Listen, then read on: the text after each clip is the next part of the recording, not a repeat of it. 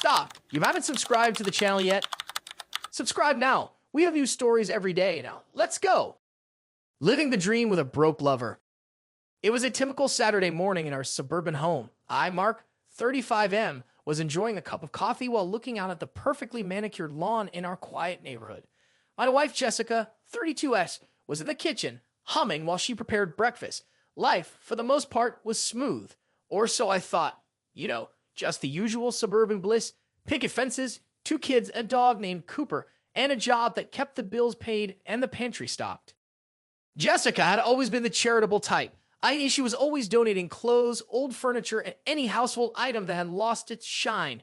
Anytime I asked her where something had gone, she'd shrug and say, "Oh, I donated it to a shelter or gave it to someone in need." It seemed noble at the time, but looking back, maybe I should have seen the signs. See, my wife had been handing off a lot of stuff over the past 3 years, more than I could remember us even owning. The thing is, I trusted her. Why wouldn't I? We were married for a decade. We had 2 kids, a steady home, and from what I saw, a solid relationship. Until one day, everything came crashing down. It all started when I noticed our savings were dwindling faster than a 99-cent sale at a Walmart. I mean, Jessica had a steady job working part-time as an interior decorator, and I work as a manager for a tech company, so there was no reason why we should have been pinching pennies.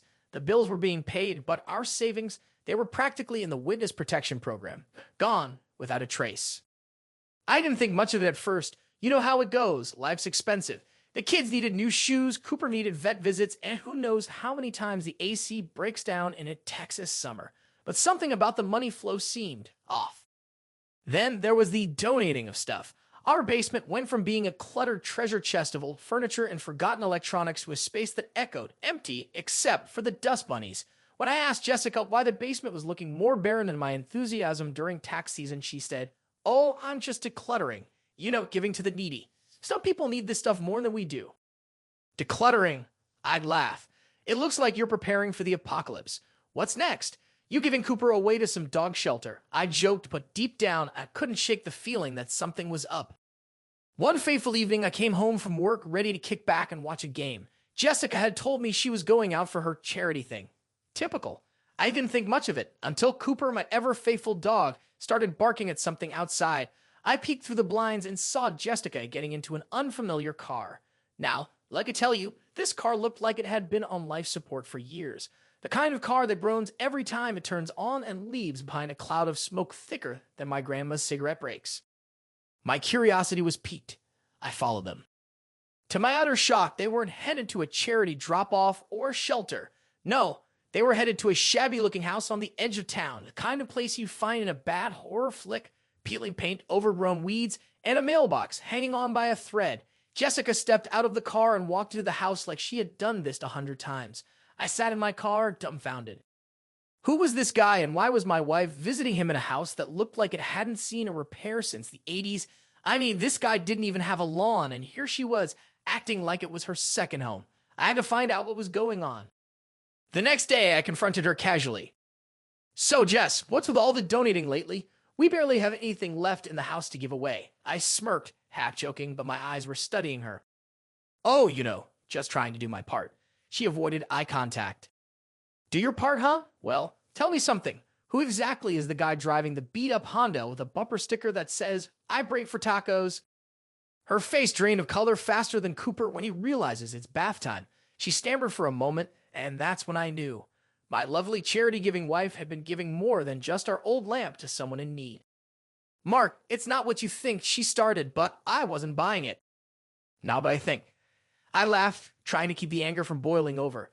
"Jess, I've seen where you go. That house, that junkyard of a house, and the guy, does he even have a job, or is he just living off your generous donations?" She was cornered, and she knew it. The truth came out faster than a toddler on a sugar rush. Apparently, Jessica had been seeing this guy, let's call him Chad, because of course his name is Chad, for the past 3 years. Chad didn't have much going for him. No steady job, no ambition, no savings. Heck, the man didn't even own a proper lawnmower. But for some reason, Jessica had been drawn to him. She told me it started off innocently. She felt sorry for him, saw him as a charity case. But soon enough, she was sneaking money to him, giving him our old stuff, and yes, having an affair with him. I stood there, blinking as the absurdity of it all sank in. She was cheating on me with a guy who couldn't even afford a car that didn't sound like it was gasping for air every time it turned on. And here she was playing Mother Teresa with our things. The best part, she had been terrified of one thing. Not that I would leave her, not that the affair would destroy our family, but that she might actually end up with Chad. She practically begged me not to leave her, saying, "Mark, if you leave, I'll have nothing. I can't live like Chad does. He doesn't even have hot water sometimes." I couldn't help but laugh. "So, what? You were just playing the charity game, doing your good deed for the day by sleeping with him." "Mark, no, he needed help." "Help?" I snorted. "What? Were you trying to teach him how to adult? Because from where I'm standing, it looks like you were enabling him. Charity work doesn't usually involve taking off your clothes." Her face turned beet red. "It's not like that." "Really? Because from where I'm standing, it looks exactly asterisk like that. You were practically playing Goodwill for a guy who doesn't even know how to pay his own rent."